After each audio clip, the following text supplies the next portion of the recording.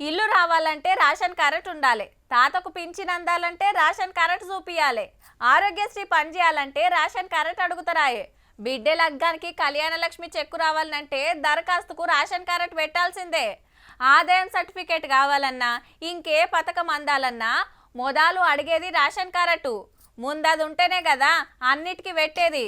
గందుకే ఏండ్ల కమానం దరఖాస్తుల మీద దరఖాస్తులు పెడితే సర్కార్ మారినాక ఇప్పుడొచ్చిందబ్బాగా భాగ్యం.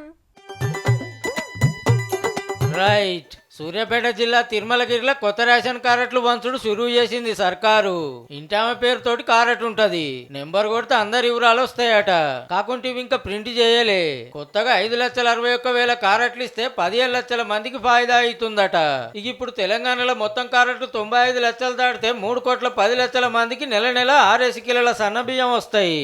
మీరు గ్రామాలలో రేషన్ షాపులు ఎన్నడూ తెరవలే, బెల్ట్ షాపులు మీరు తెరిచిండ్రు.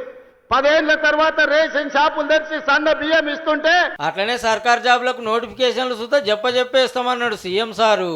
2.5 సంవత్సరాలు ఈ ప్రభుత్వం పూర్తి చేసుకునే లోపల 1,00,000 ప్రభుత్వ ఉద్యోగాలు ఇచ్చి సర్పంచ్, ఎంపీటీసీ, జెడ్పీటీసీ ఎలక్షన్ల బీఆర్ఎస్ నోడగొట్టాలని ఇట్లా ఆవాజ్ ఇచ్చిండు. రాబోయే స్థానిక సంస్థలలో ఒక్క గంజాయి మొక్క కూడా మొలవనియో. ఏ రాజకీయాలు ఎట్లున్నా ఇన్నేళ్ళకి కొత్త రేషన్ కార్డు వచ్చినందుకైతే పబ్లిక్ అంతా ఖుషీలు ఉన్నారు.